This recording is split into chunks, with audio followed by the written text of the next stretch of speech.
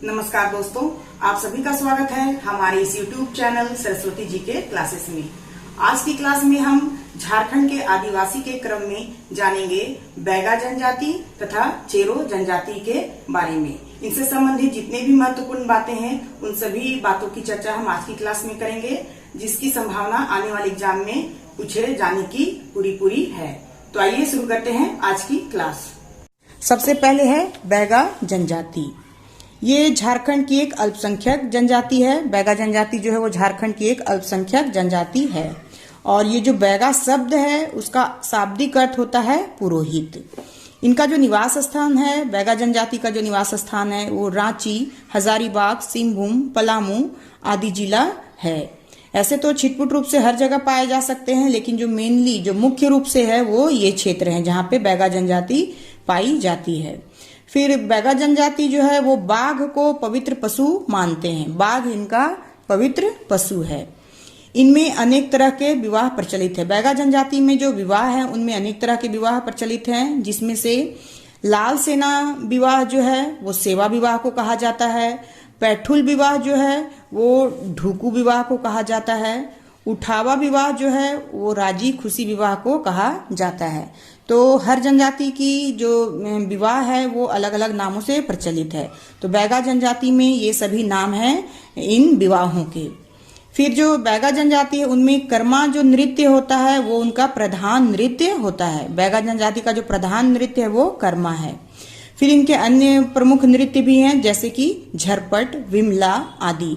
तो ये कुछ अन्य नृत्य हैं जो बैगा जनजातियों में किए जाते हैं। जो पुरुष नृत्य है इनमें बैगा जनजाति में वो दसन या सैला के नाम से जाना जाता है। पुरुष नृत्य दसन या सैला के नाम से जानते हैं। फिर जो स्त्री नृत्य है बैगा जनजाति की वो है रीना नृत्य। तो ये कुछ नृत्य हैं जो बैगा जनजाति से संबंधित है, उनके स्त्री से संबंधित तथा पुरुष नृत्य से संबंधित, और यहाँ से क्वेश्चन पूछे जा सकते हैं। फिर इनके जो प्रमुख देवता हैं वो हैं बड़ा देव, और इनका जो निवास है, बड़ा देव जो देवता है इनके प्रमुख देवता, उनका निवास जो है वो सखुआ का वृक्ष जो है उस पे इनका निवास माना जाता है। फिर अन्य देवी देवता हैं जो बैगा जनजाति में, वे हैं ठाकुर देव, धरती माता, आजीदती, रातमाई आदि। तो ये कुछ अन्य देवी देवता हैं जो बैगा जनजाति में पूजे जाते हैं। वर्ष का जो पहला पर्व है वो चरैता के नाम से मशहूर है। और ये जो चरैता है वो इसमें क्या किया जाता है, तो इसमें बच्चों का बाल भोज का आयोजन किया जाता है, और ये वर्ष में सबसे पहले पर्व के रूप में मनाया जाता है। फिर अन्य पर्व जो इनमें मनाए जाते हैं वे है बिदरी, हरेली, नवभोज, फाग आदि। तो ये कुछ अन्य पर्व हैं जो बैगा जनजाति में मनाए जाते हैं। प्रत्येक 9 वर्ष पर रसनावा पर्व मनाया जाता है। बैगा जनजाति में जो 9 वर्षों पर जो एक पर्व मनाया जाता है उसे रसनावा पर्व के नाम से जानते हैं।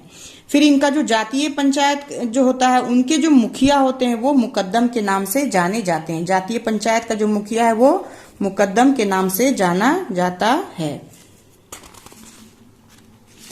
अब हम जानेंगे चेरो जनजाति के बारे में। चेरो जनजाति, ये जो है चेरो जनजाति ये झारखंड की एक प्रसिद्ध जनजाति है और झारखंड के राजपूत जनजाति के नाम से भी जानी जाती है। इन्हें 12 हजारी एवं 13 हजारी भी कहा जाता है। चेरो जनजाति को 12 हजारी और 13 हजारी के नाम से भी जाना जाता है।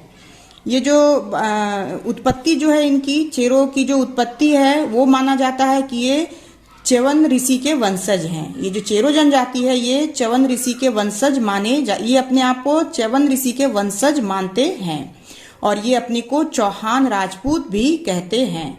ये राजपूत कहने के पीछे एक कारण ये है कि एक जो क्षेत्र था धुरधुतिया, वहां के जो शासक थे उनकी एक पुत्री थी, एक इकलौती पुत्री थी, और ऐसा उनके बारे में भविष्यवाणी किया गया था कि उनकी पुत्री का विवाह जो है वो च्यवन ऋषि से ही होना शुभ होगा।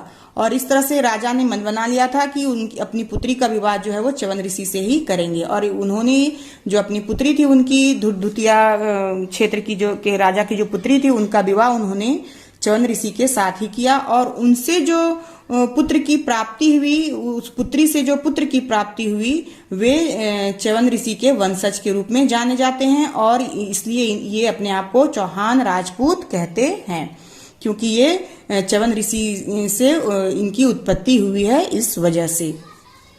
फिर ये अपने नाम के अंत में सिंह शब्द जोड़ते हैं। ये जो चेरो जनजाति हैं, ये अपने नाम के अंत में सिंह शब्द से जोड़ते हैं। जैसा कि हम लोगों ने पहले भी पढ़ा है कि जो चेरो का जो विद्रोह था, उसमें चेरो जो राज्य था, पलामू का जो चेरो राज्य था, वहां पे जितने भी शासक थे लगभग या तो राय की उपाधि धारण करते थे या सिंह की उपाधि धारण करते हैं। तो ये इनमें प्रचलित है, मेनली ये सिंह की उपाधि धारण करते हैं, और कहीं कहीं राय की उपाधि भी ये धारण करते हैं।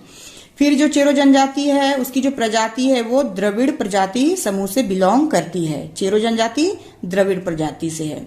फिर इनका जो निवास है वो मुख्य रूप से पलामू क्षेत्र है, और चूंकि पलामू से ही लातेहार अलग हुआ है, इस वजह से लातेहार में भी ये पाए जाते हैं।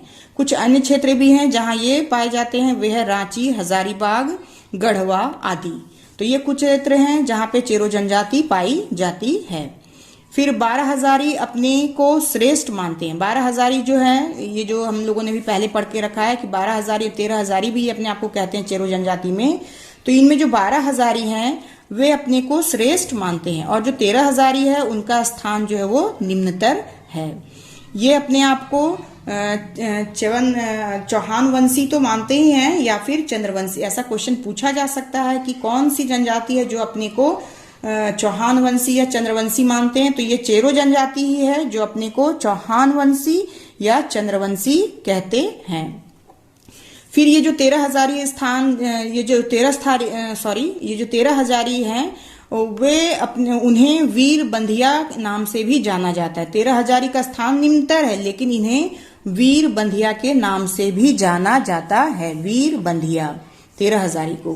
फिर इनका जो गोत्र है वो पारी कहलाता है, और गोत्र को लेके अलग अलग बुक में अलग अलग तरह की बातें लिखी हुई हैं। जैसे कि जो लुसेंट बुक है उसमें 7 तरह के गोत्र बताए गए हैं, और जो मनीष रंजन बुक है उसमें 12 तरह के गोत्र बताए गए हैं। तो इसमें थोड़ा कंफ्यूजन है, इसलिए हम लोग उसकी चर्चा यहाँ पे नहीं कर रहे हैं। सिर्फ इतना हम लोगों को जानना है कि जो गोत्र है वो पारी कहलाता है।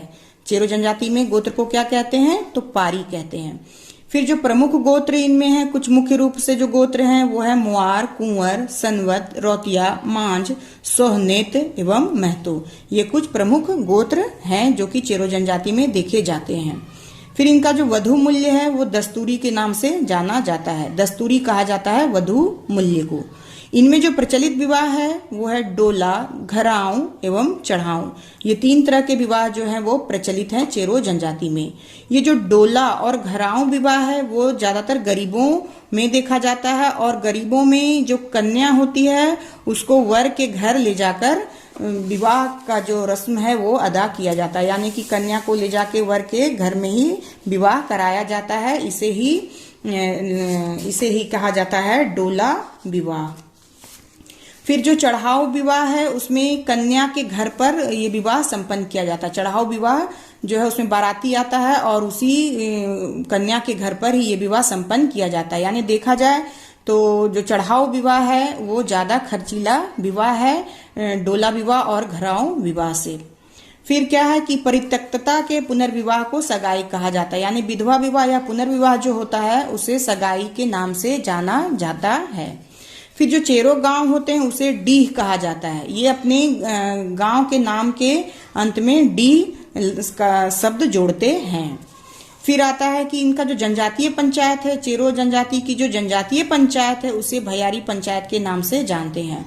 और ये जो पंचायत से संबंधित जितनी भी महत्वपूर्ण बातें हैं उन सबकी जानकारी आप जनजातियों के शासन व्यवस्था से भी हासिल कर सकते हैं। उस पर पहले ही वीडियो बनाए जा चुके हैं, तो आपने अगर वो नहीं देखे हैं तो पहले उससे देख लें, ताकि आपको जो भी पंचायत से संबंधित, जो भी शासन पंचायत से संबंधित जो भी इम्पोर्टेंट बातें हैं वो आपको पता चल जाए। खैर, अब आगे है कि जो अर्थव्यवस्था है इनकी वो कृषि पर आधारित है। चेरो जनजाति की जो अर्थव्यवस्था है वो कृषि पर आधारित होती है। इनके जो प्रधान देवी देवता हैं वो हिंदुओं की तरह ही, चूंकि ये अपने आप को राजपूत मानते हैं, इसी वजह से ये शिव पार्वती की पूजा करते हैं। साथ ही कुछ जनजातीय देवी देवताओं की भी पूजा करते हैं, जिसमें है रक्सेल। रक्सेल कौन होता है? तो दरहा को ही रक्सेल कहा जाता है। ये भी एक देव है जो कि ग्राम देवता होते हैं। तो ऐसा पूछा जा सकता है कि रक्सेल देवता किस जनजाति में है? तो रक्सेल देवता चेरो जनजाति में होते हैं और वे ही दरहा के देवता भी कहलाते हैं। दरहा देवता या रक्सेल देवता दोनों एक ही हैं और ये दोनों किसके प्रतिरूप हैं? तो ग्राम देवता को ही रक्सेल या दरहा कहा जाता है। फिर इनके जो धार्मिक प्रधान होते हैं उसे बैगा कहा जाता है। जो चेरो जनजाति है उसके जो धार्मिक प्रधान है उसे बैगा कहा जाता है। तो ये थी कुछ महत्वपूर्ण बातें बैगा जनजाति तथा चेरो जनजाति से संबंधित। तो आज के लिए बस इतना ही। नेक्स्ट वीडियो में हम फिर नेक्स्ट जनजाति के कुछ महत्वपूर्ण बातों के साथ मिलेंगे। तब तक के लिए धन्यवाद। जय हिंद, वंदे मातरम।